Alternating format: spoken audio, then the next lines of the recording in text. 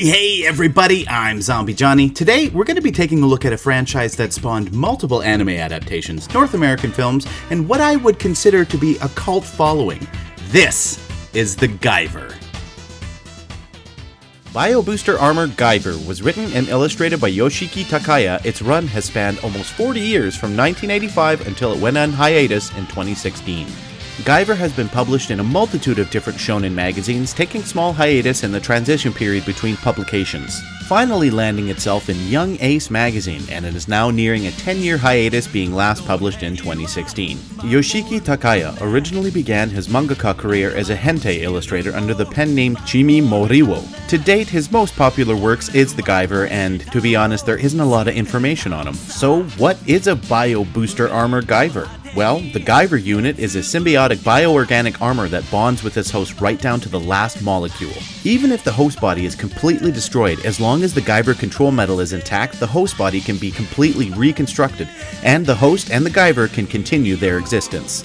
I am absolutely fascinated by this franchise. To have a manga series running for almost 40 years, having 3 different anime adaptations, 2 North American live-action films, and a long-running series of action figures, with a dedicated fan base, obviously it has a strong enough following that it can maintain relevance. So, let's get into the curious case of the Guyver.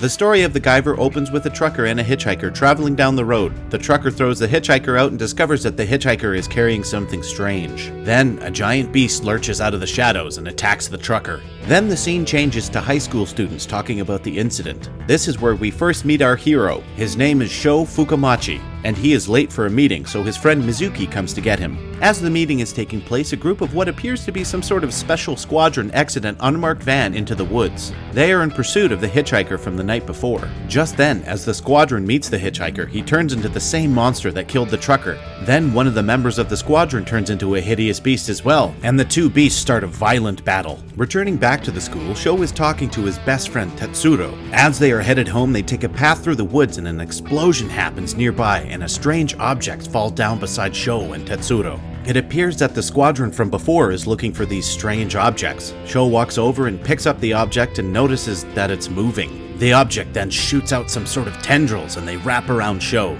The tendrils then form into some sort of skin. The object and Sho then fall into the creek beside them. Just then, the beast and the squadron come out of the forest and approach Tetsuro. Because Tetsuro has witnessed the secret, the squad and the beast intend to kill him. Then, the strange armor that encompassed Sho appears behind Tetsuro and engages the beast. This right here, folks, is the Guyver. Sho, inside the Guyver armor, quickly takes out the beast. Oh right, these beasts are called zoonoids. Anyway, the Guyver rips him a couple new holes and the squadron retreats. As Tetsuro is trying to sneak away, he realizes that it's Sho in the Guyver armor. Then Sho sees his reflection and is terrified. He screams in a panic and then the armor retracts from his body and disappears into the lake. And this, folks, is where our adventure begins. So at this point, I'm just gonna encompass some of the details of the Guyver story. So some small spoilers ahead.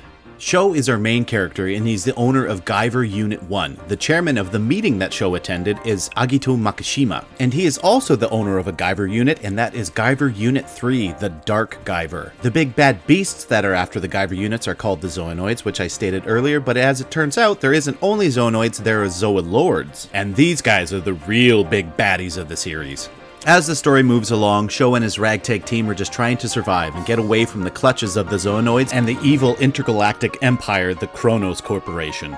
So, this guy, his name is Richard Gyo, is one of the leaders of the Kronos Corporation, and for some reason Takaya decided that this is what an evil leader looks like, and here he is in all his weird hair and eyebrows glory. He even looks like this in the anime, so yeah. After reading through this series, I decided to do some research and find out what it's like trying to own these manga. So purchasing the English language version of the original 7 volumes that Viz published costs a pretty penny. At this point, I'm sure they're collector's items and incredibly rare. You can purchase the Japanese publications in bulk for a reasonable price, but they discontinued the English publication after volume 7. And I'm not really willing to pay money on a bulk set of manga that I can't read.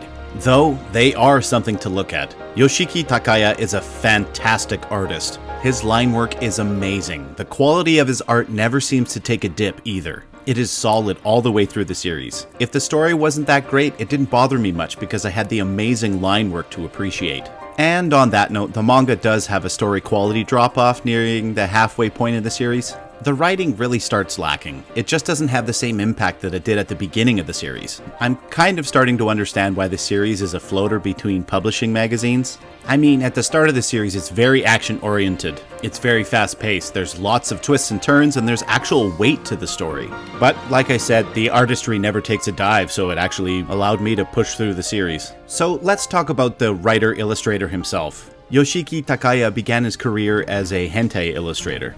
I figured since he was a hentai illustrator, that the Guyver would have had more nudity, but in all honesty, there's maybe like 4 or 5 panels. And really, there is hardly any information about Yoshiki Takaya, so this is as much as I've got. But there is a plethora of information on the story and the characters of Guyver on the Guyver Wiki. So if you're interested, I highly suggest you dive in and get immersed. Where the Guyver ends off is not even a decent cliffhanger. Why the series has been on a hiatus for 8 years, I'm not sure. But through a little research, it is rumored that, and don't quote me on this, it is only internet speculation, that Takaya has returned to his original career path of dentistry, and he is continuing his career at his family's office. And there is no news or any motivation to continue the series, so it's on permanent hiatus and it looks like the series will never be completed. So I would like to move on to what I'm calling the Guyver universe chronology. There are a lot of different eras and adaptations in the Guyver's chronology, so I thought I would break them down into sections. So of course, it all began with the manga starting publication in 1985. Then it had its first adaptation starting with the 1986 anime OVA titled Guyver Out of Control. I will be referring to it as Guyver 86. Then we've got the 1989 anime adaptation, which I will be calling Guyver 89. Then we have the reboot from 2006, which I will be calling Guyver 06. Then we have the Guyver live-action films, which I will be referring to as Guyver 1 and 2. Guyver 86 was directed by Hiroshi Watanabe and written by Toyo Ashida, who I have mentioned before in my review of Vampire Hunter D. And I did not know this, unfortunately Toyo Ashida passed away in 2011 at the age of 67. Ashida was an amazing conceptual artist and visionary. Rest in peace. Anyway, Guyver 86 is a 56-minute animation that has little relation to the original source material. This OVA barely scrapes the surface of the original story. To be fully honest, it's pretty bad. The story is all over the place. The aesthetic is fairly good. You can tell they didn't have a big budget, but the animation is passable. And you can tell the soundtrack is definitely made by one guy on a Casio keyboard.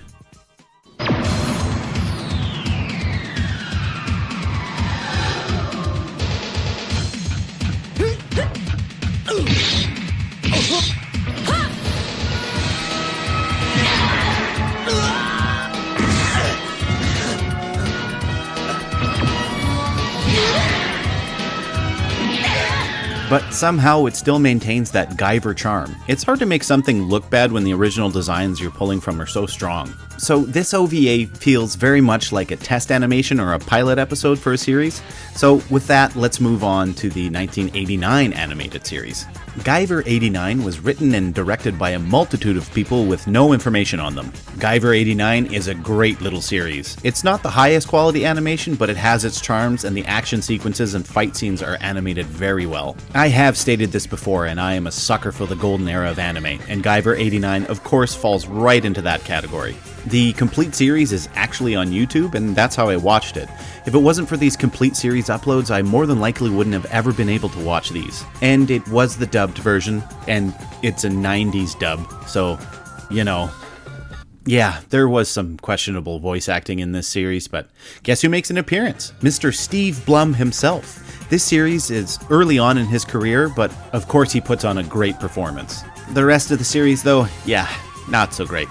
Overall, it's a great series, and it's fairly true to the original manga. If you are interested, I would give it a watch. Like I said, it's all on YouTube. Now, let's move on to the 2006 adaptation. Guyver 06 is the rebooted or re-bio-boosted anime series. It is a retelling of the manga with updated animation, new monsters, and a more fleshed out story.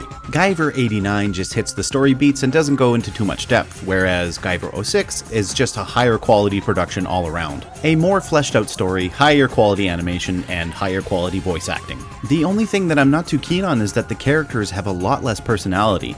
Not that their writing is bad, it's their designs. They are bland 2000s anime characters. Guyver 89's character is a lot more true to the original design, where Guyver 06's designs are fairly basic and they don't have much character. Like I said, they are generic 2000s anime characters. Also, the colors of the 2000s anime are so bland. If I say 2000s anime yellow, I think some people would really get that. As the series progressed, I enjoyed it more and more. I'm not sure whether it was the animation style growing on me or it was the progression of the story, but I felt the series got better and better as it went on. The series consists of 26 episodes and is fairly accessible and easier to find. I myself ordered a Blu-ray copy of the series for a reasonable price, and the series is in its entirety on YouTube as well. But unfortunately, the series wasn't continued on after season 1. Much like Guyver 89, if you're interested, I would give it a watch. It's a fantastic series.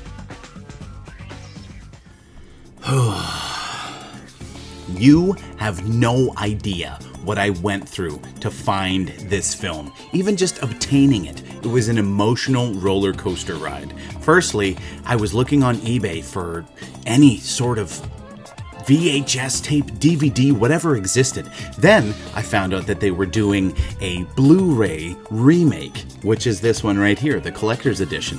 Now, after the collector's edition was released, it said that it was supposed to come out on like June or something like that, a month earlier. So I pre-ordered it, and I literally pre-ordered this bad boy in January. It's supposed to come out in June. Difficult to find film. You can't even find it on streaming, so unless you owned it previously, impossible to find. Anyway, pre-ordered it, super excited. Then it was postponed until a month later, until now, which is July. And then for some reason my pre-order didn't work, so I had to like scramble and scrape together the money to buy this version. It was almost impossible to get a copy of this film, but now it is finally in my hands, and I am so happy for it. Guyver 2, though, went on eBay. Boom. It was just right there. Bang. I spent like maybe $30? Maybe $30 on this DVD. Yeah, boom, bang. It looked kind of, and if you ask me, it still looks kind of bootlegged. But whatever, I don't care. I still owned it. I watched it. It works perfectly. Same with this one. Works perfectly. Comes with a lot of great extra features, but at the same time, good Lord, was this painful just to find the first Guyver film. Painful. Anyway, let's move on.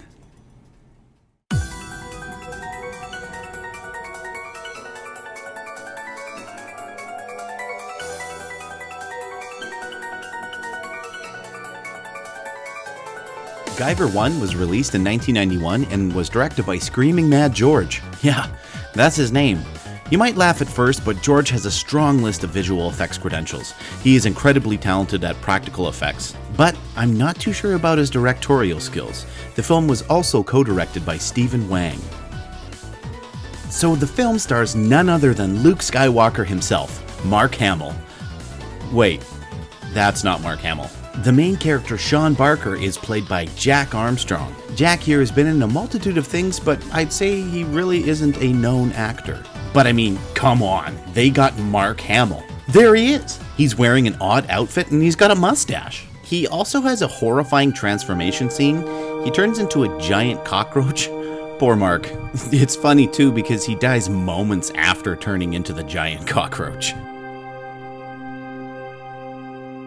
Guyver 1 starts off pretty much the same as the manga. Kronos Corporation is after the Guyver, Sean Barker finds the Guyver, Kronos Corporation fights him for it, so on and so forth. You get the idea. Anyway, the film is a goofy action film with great practical effects. You can really tell that this film was made by visual effects artists. Overall, though, the film has a great look and you can tell there's some production value here. Now, Screaming Mad George has been cited as saying, the animated version of the Guyver is a lot more serious and meant for adults. It had a lot of gory violence and adult themes. As we got into the script development, we realized that the budget and schedule we had to shoot the movie, we'd probably be better off making it for a broader audience, like a PG-13. The distribution company New Line cut a lot of the scenes to make the film more lighthearted and silly as well.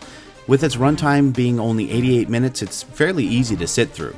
I just have to mention that the European release of the Guyver is called Mutronics, or the Guyver Mutronics, or Mutronics the Guyver. Why? I have no clue. Is it better? No, not really. Now let's move on to Guyver Dark Hero, or Guyver 2.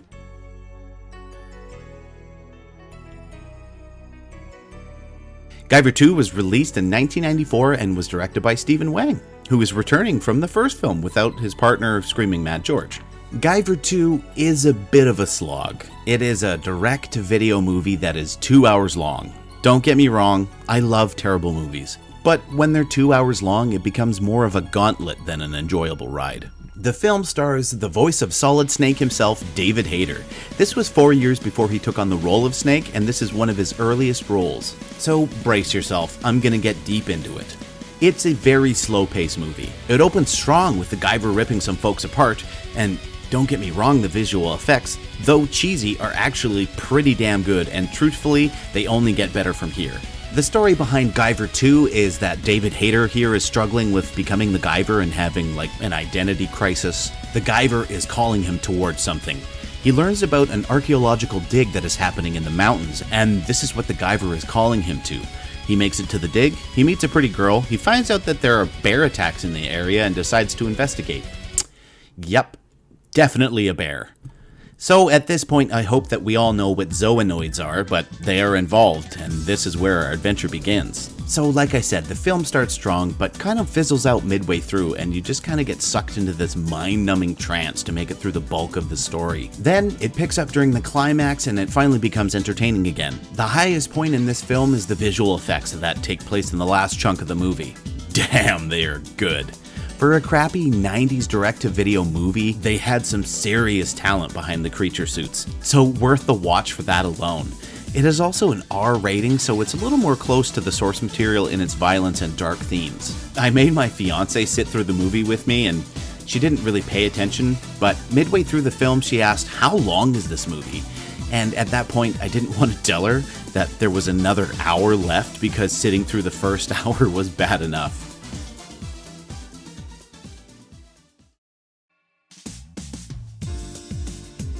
Overall, the Guyver franchise is such a strange little blip in the universe of manga, anime, and even North American cinema. It has a presence all across the globe and a strong fan base. There is a healthy Facebook group with people who have created a Guyver underground market, if you will. They make homemade Guyver figures, lifelike Guyver units, and recreations of the Guyver helmet from the films. There was even coverage of a 30th anniversary cinematic screening of the Guyver Dark Hero, and the cast and crew, including David Hayter himself, was in attendance to watch the film with the fans and crew alike. They even did a Q&A after the film. I mean, what kind of franchise that is so niche can pull an audience to get tickets to a celebratory screening?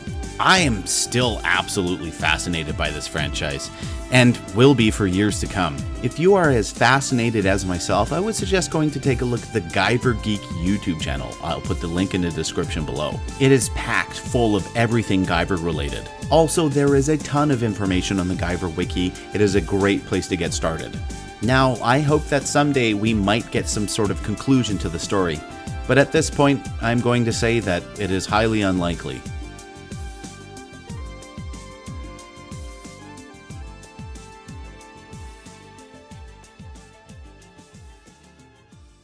Thank you so much, everybody, for watching this review, or this franchise retrospective, whatever you want to call it, has literally been like 7 months in the making. Trying to find copies of the anime, trying to find copies of the live action films, waiting for the release of the Blu-ray of the collector's edition first film. It's taken a very long time. and it's literally taken its toll on me emotionally. Not only me, but my fiance. She's tired of hearing about the Guyver. But finally, we can put this one to rest. We can shut it down. We can say no more. Thank you so much for watching. I hope that I've opened some people's eyes to the Guyver. I just adore this series. As you can tell, got my Guyver movies. And you know what? You can't even really see it, but I'll show it to you.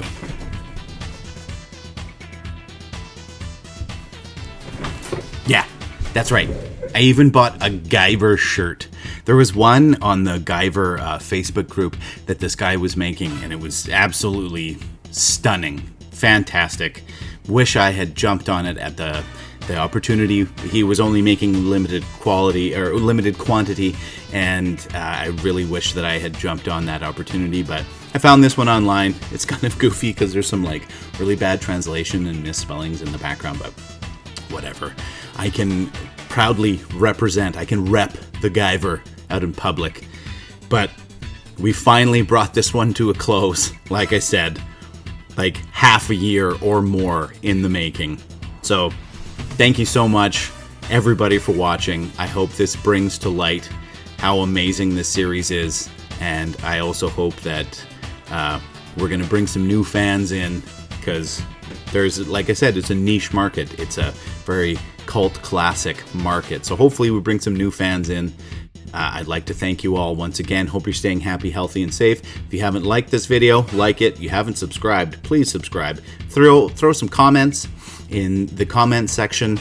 Please, let's keep this ball rolling. We're still so close to 600 subscribers, and I want 600. I need 600 by the end of the year. It would just make my year, my complete year. That is just all I ask for. We need like 5 more subscribers. Come on, guys. We can pull it together. Tell your friends, tell your family, everybody. Tell your dog. Anyway, I'm ZombieJohnny. Hope you're staying happy, healthy, and safe once again. Peace.